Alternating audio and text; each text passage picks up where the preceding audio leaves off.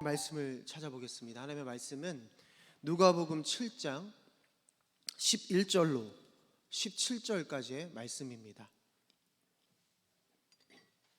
누가복음 7장 11절로 17절까지의 말씀입니다. 한 절씩 교독하겠습니다.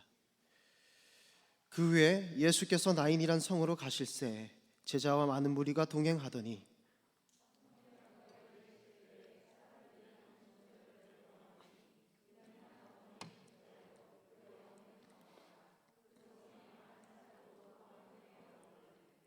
주께서 가부를 보시고 불쌍히 여기사 울지 말라 하시고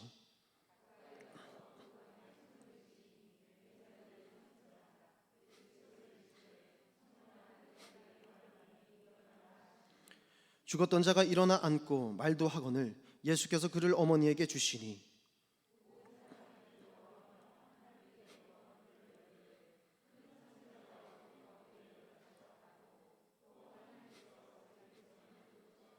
함께 읽겠습니다. 예수께 대한 이 소문이 온 유대와 사방에 두루 퍼지니라. 아멘. 할렐루야. 이 시간에 우리 주님께서 함께 하셔서 선포되어지는 말씀 가운데 여러분들이 회복이 되어지고 또 새로운 힘을 얻고 돌아가는 이 시간이 되었으면 좋겠습니다. 우리 마스크를 쓰셨지만 우리 앞뒤 옆분과 이렇게 인사했으면 좋겠어요. 잘 오셨어요. 네, 잘 오셨습니다.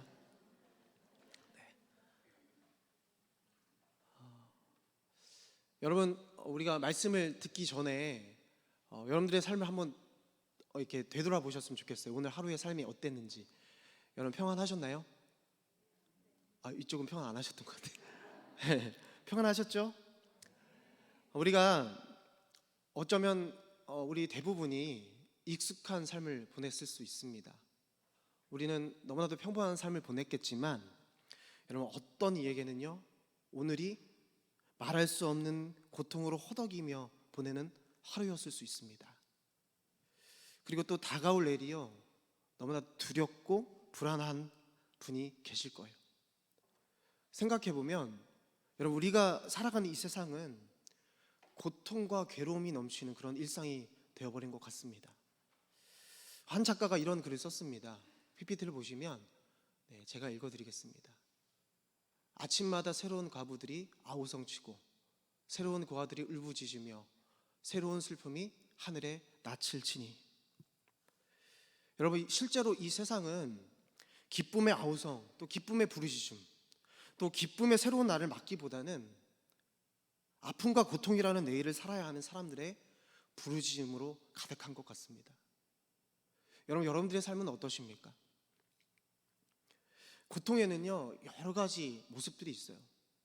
내가 원치 않은 질병 때문에 고통당하는 이들이 있습니다. 또 때로는 내 죄로 인해서 고통을 당할 수밖에 없는 그 고통들이 있죠. 더 나아가서 사람과의 관계 속에서 배신을 당하며 오는 고통들, 또 사랑하는 사람을 잃고 그것을 잊어버린 상실감에서 오는 고통들, 또 이유를 알 수 없는 고통들이, 더 나아가서 내 기질 때문에, 그 기질 때문에 사소한 그것조차도 우리의 삶이 고통이 될 수 있다는 것을 우리가 알고 있습니다. 문득 한 청년이 질문하는 것을 보게 되었는데요, 이렇게 질문하는 거예요. 도대체 그리스도인들은 왜 세상을 어둡고 칙칙한 색깔로 칠해서 신앙 없는 사람들을 위협하고 불안하게 만들죠?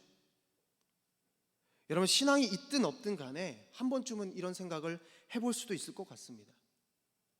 여러분, 지금 제가 밝기만 한 세상을 고통이라는 주제로 너무나도 어둡고 칙칙하게 색깔을 바꾸고 있습니까? 그렇지는 않습니다. 그 청년에게 이렇게 말합니다. 그렇지 않습니다. 아무렇지도 않은 세상을 어둡게 칠하는 것이 아니라 껍데기만 밝은 색으로 칠해져 있는 세상을 정직하게 바라보는 거예요. 여러분, 어떤 사람들은요 교회를 다니고 예수를 믿는 사람들이라면 고통이란 존재하지 않을 것이다 라고 이야기하기도 합니다. 교회에서 또는 그리스도인이라면 칙칙한 이야기는 하지 말고 희망차고 즐거운 이야기만 했으면 좋겠다고 말하는 분들도 계십니다. 물론 여러분, 우리 교회가 희망의 메시지를 전해야 되는 것은 맞습니다. 여러분, 그런데 그것은 예수님의 가르침이 아니에요. 여러분, 그리스도인으로 산다는 것이 무엇입니까? 그리스도인이 된다는 것이 무엇입니까? 세상을 자기가 보고 싶은 대로 그저 긍정적으로만 보지 않고요, 오히려 그 세상을 직시하고 직면하는 데서부터 우리는 그리스도인으로서의 직무가 시작되는 것입니다. 여러분, 우리는요, 우리의 외면을 밝게 꾸며서 내면의 고통들을 해결하지 못한 채 그냥 인생이 이런가 보다 라고 그냥 넘어가고 망연자실할 때가 많습니다. 여러분, 어떻습니까? 우리는 지금도 이 고통의 문제 앞에 살아가고 있습니다. 이 고통의 문제 앞에 우리는 여러분 직면할 수 있어야 합니다. 그리고 이 고통의 문제 앞에서 일하시는 그 하나님의 마음을 바라볼 수 있어야 되는 것이죠. 여러분, 어떤 고통 가운데 있으십니까? 여러분들의 삶을 통해 일하시는 하나님의 마음을 오늘 볼 수 있기를 간절히 축복합니다. 한 청년이 저를 찾아왔습니다. 실제로 있었던 일인데요, 찾아와서 이런 이야기를 하는 거예요. 그때 제가 전도사님이었어요. 전사님, 지금까지 길러주신 부모님이 저의 친부모가 아니었어요. 대학교 1학년 청년이 저에게 와서 얘기를 하는 거예요. 여러분, 이 청년의 마음을 제가 이해할 수 있었겠습니까? 그 청년에게 얼마나 큰 상실감과 고통이 있었겠습니까? 제가 할 수 있는 것은 아무것도 없었어요. 그저 저희 집에 찾아온 청년을 대접할 뿐이었고요, 그 아픔의 이야기를 들려주는 것밖에 없었습니다. 그 현실을 바꿔주지 못한 이 전도사로서의 마음이 얼마나 고통스럽고 한탄스러운지 모릅니다. 왜 그렇습니까? 제가 해결해 줄 수 있는 일이 아니지 않습니까? 많은 사역을 하는 가운데 여러 가지 일로 고통당하는 많은 청년과 성도들을 만납니다. 제가 존경하는 한 장로님이 계셔요. 제가 그 교회에 있을 때는 권사님이셨죠. 얼마 전에 장로 직분을 받으셨습니다. 지금은 선교할 나라를 품고 그 비전을 가지고 기도를 하고 계세요. 그런데 그 권사님, 이제 장로님이라고 말씀드리겠습니다. 그 장로님에게 정말로 감당할 수 없던 그런 고통이 일어났습니다. 사랑하는 딸이, 이제 그곳은 시골이었기 때문에 이 꿈을 위해서 자격증을 준비해야 돼요. 그래서 시골에서 도시로 시험을 치르러 가다가 교통사고를 당합니다. 어디 다쳐서 또 수술해서 회복되면 좋겠지만 여러분, 하나님의 부르심을 받았어요. 여러분, 사랑하는 사람을 떠난다는 그 고통, 여러분 가까이서 내 자녀를 떠나 보낸다는 그 고통만큼 큰 고통이 어디 있겠습니까? 저는 이해할 수 없어요. 그러나 여러분, 얼마나 큰 고통이었겠습니까? 한참 꿈을 향해 달려가는 고등학생이었어요. 꿈이 외교관이었습니다. 또 실력도 있었어요. 그런 허무한 부르심 앞에 여러분, 이 장로님 부부의 삶이 어떻게 했습니까? 그런데 지금은 선교의 비전을 품고 기도하고 준비하고 계셔요. 그리고 누구보다도 앞장서서 다음 세대를 세우는 사역 가운데 열심을 내고 계십니다. 여러분, 이 장로님 부부가요, 이 생각지도 못한 일상의 고통 속에서 어떻게 회복할 수 있었겠습니까? 여러분, 이 일들을 우리가 어떻게 설명할 수 있겠습니까? 오늘 본문은 이 죽음이라는 가장 슬픈 고통 속에 있는 이 나인성 과부, 자신의 아들을 떠나보낼 수밖에 없는 이 나인성 과부에 대한 이야기가 나옵니다. 여러분, 어쩌면 우리 인생상에서 가장 큰 고통과 슬픔이 아니겠습니까? 어느 이 연구 자료에서 가장 큰 고통이 무엇인가 연구 조사를 했는데요, 1위가 뭔지 아십니까? 내 자녀를 먼저 떠나보내는 것입니다. 오늘 본문의 말씀은 예수님께서 나인성으로 오시기 전에, 여러분들이 너무나도 잘 아는 말씀이에요. 가버나움에서 백부장의 종을 고치셨습니다. 그리고 나서 나인성 과부의 아들을 찾아오셔서 다시 살리셨어요. 여러분, 이 내용을 너무나도 잘 아시죠? 근데 이 말씀의 본질적인 내용은 메시아가 오시면 죽은 자가 살아내리라는 이 예언의 성취인 동시에 예수님께서 부활하실 것이라는 그 이야기의 예포였습니다. 우리가 복음서를 살펴보면 예수님께서 죽은 자를 살리신 이야기가 3번에 걸쳐서 이야기가 되어집니다. 첫 번째는 여러분 잘 아시는 회당장 야이로의 딸, 예수님께서 어떻게 하셨습니까? 그를 살려주셨죠. 두 번째는 마르다 마리아의 오라버니인 나사로, 그 죽은 자를 주님께서 살려주셨어요. 세 번째는 오늘 말씀에 나오는 이 나인성 과부의 아들을 살려주셨습니다. 근데 여러분, 이 세 가지 중에 우리가 특징을 발견할 수가 있는데, 여러분, 이 회당자 야이로의 딸의 죽음과 이 마르다 마리아의 이 오라버니의 죽음은 누군가가 가서 간청했을 때 예수님께서 그 간청을 듣고 나아가셔서 그 죽은 자를 살리시는 내용이에요. 그런데 여러분, 오늘 나인성 과부의 아들을 살리시는 내용은 어떤 내용이냐면, 간청이라는 간청은 전혀 없습니다. 그냥 예수님께서 어떻게 하셨습니까? 장례를 하는 그 행렬과 나인성에서 마주치는 모습을 우리가 볼 수 있어요. 그래서 그 마주침을 통해서 예수님께서 어떻게 하셨습니까? 그 나인성 과부의 아들을 살리시는 것을 우리가 알 수가 있어요.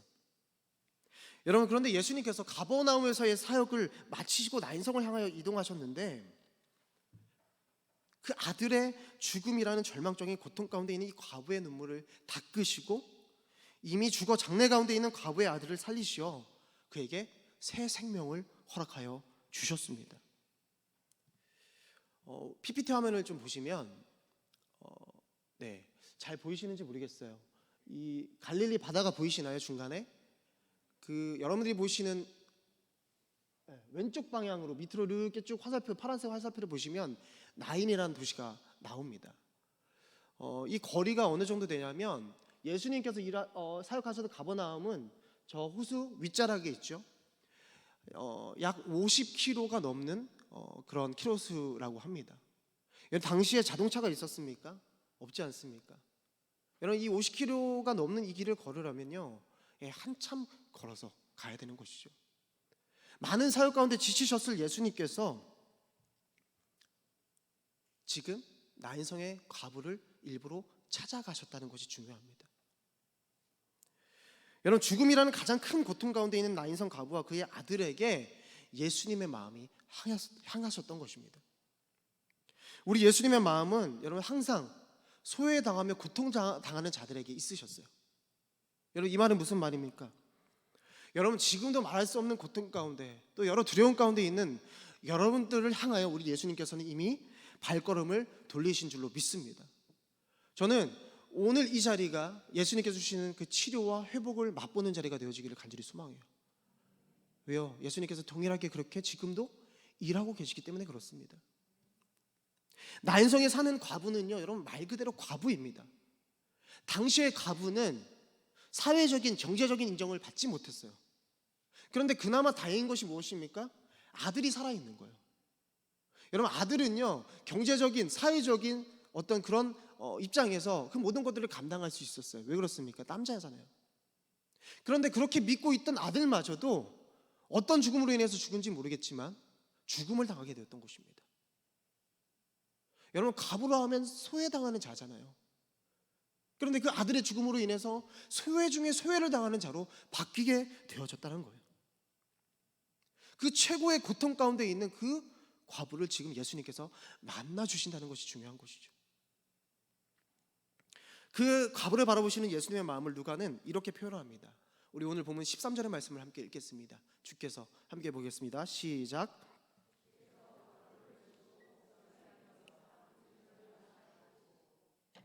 아멘. 예수님께서 이 과부를 볼 때의 행동인데요, 첫 번째로 예수님께서 그 과부를 어떻게 하셨다고요? 보셨다라고 이야기를 합니다. 아들을 잃고 슬피 울고 있는 과부를 예수님께서 보셨다는 것이 중요하죠. 대부분 사람들은요, 자신의 고통 속에 그 고통이 다가왔을 때 어떻게 생각하냐면요, 자신의 마음을 아무도 몰라준다고 생각해요. 또 더 나아가서 하나님께서 왜 이 상황을 나에게 허락하셨는지 난 정말 모르겠습니다. 하나님을 원망하고 불평하는 그런 모습도 있습니다. 그런데 여러분, 그것은 완전한 오해예요. 왜 그렇습니까? 우리 예수님께서는 여러분들의 모든 상황을 면밀히 꿰뚫어 보고 계신다는 거예요. 그리고 모든 것을 다 알고 계신다는 거예요. 우리 주님은 사랑하는 자녀의 눈물을 보시고 고통을 보고 계시는 줄로 믿습니다. 그래서 여러분, 지금도 쉼 없이 우리의 삶을 위해서 일하고 계시는 분이 예수님이에요. 두 번째로 볼 수 있는 것이 무엇입니까? 그 과부를 보시고 불쌍히 여기셨다라고 말씀하고 있습니다.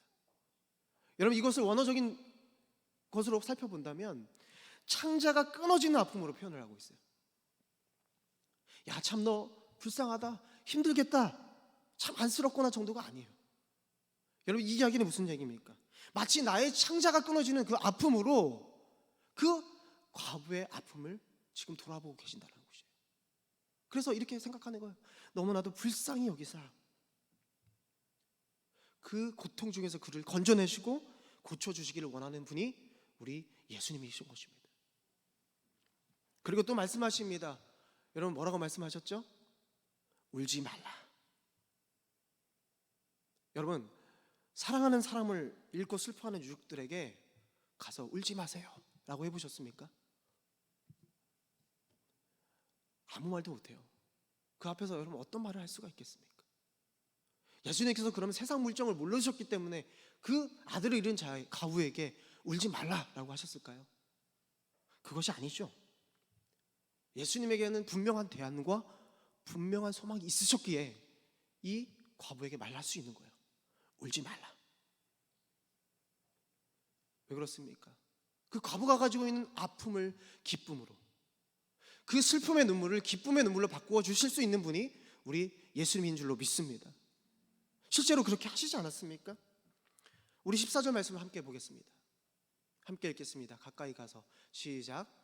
가까이 가서 그 관에 손을 대시니 맨 자들이 서는지라. 예수께서 이르시되 청년아 내가 내게 말하노니 일어나라 하시매. 아멘. 나인성 과부를 만나 위로하신 후에 예수님께서는 그 장례 행렬을 행하셨습니다. 그리고 오늘 말씀해 보니까 뭐라고 하세요?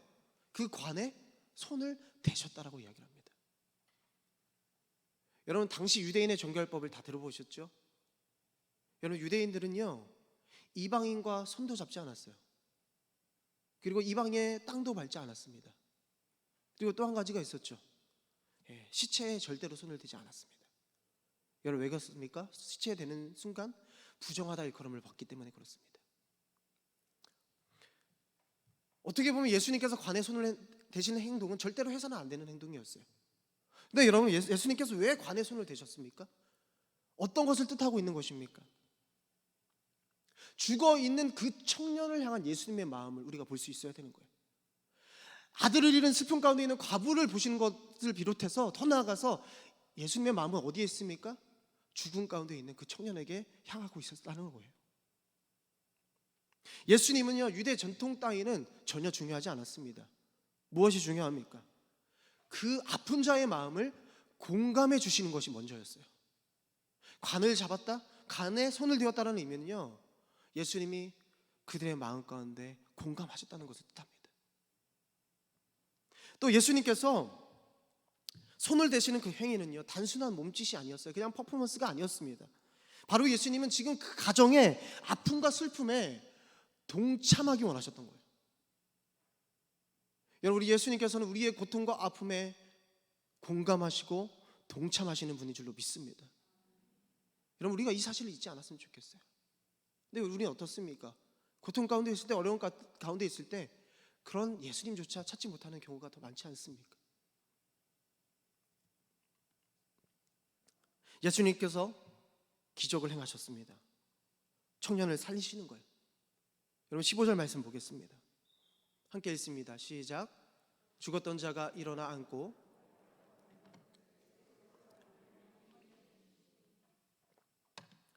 아멘. 죽었던 자가 어떻게 됐다고요?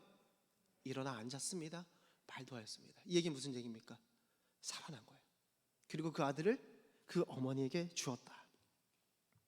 여러분, 예수님 안에 있는 사랑과 능력을 고스란히 그들에게 보이시는 거예요.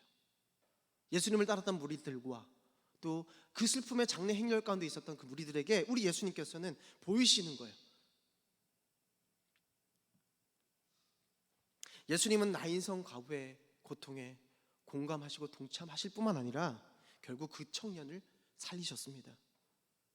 여러분, 예수님은 살리시는 분이십니다. 우리가 생각하는 위로를 넘어서 죽어가는 영혼을 살리시는 분인 줄로 믿습니다.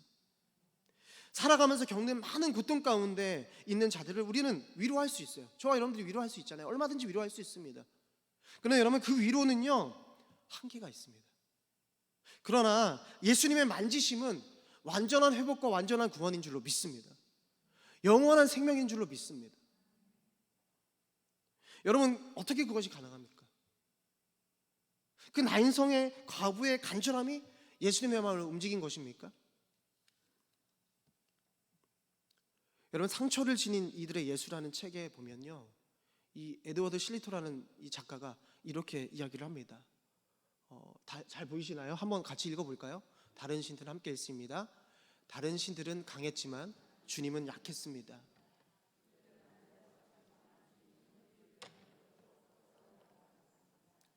하지만 우리의 상처에는 오로지 하나님의 상처만이 말을 걸 수 있습니다. 어떤 신도 상처를 입지 않았지만 주님 홀로 상처를 입었습니다.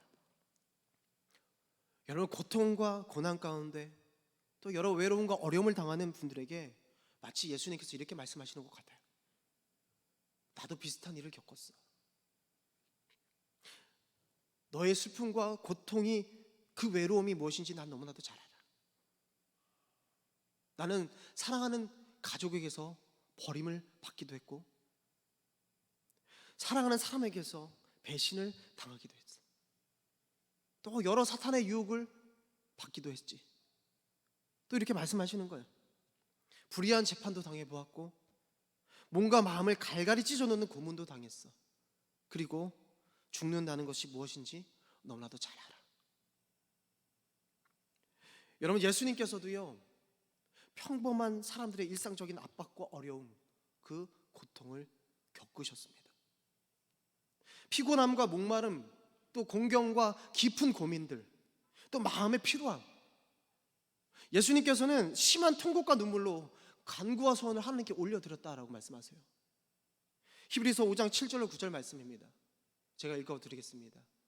그는 육체에 계실 때에 자기를 죽음에서 능히 구원하실 이에게 심한 통곡과 눈물로 간구와 소원을 올렸고, 그의 경건하심으로 말미암아 들으심을 얻었느니라.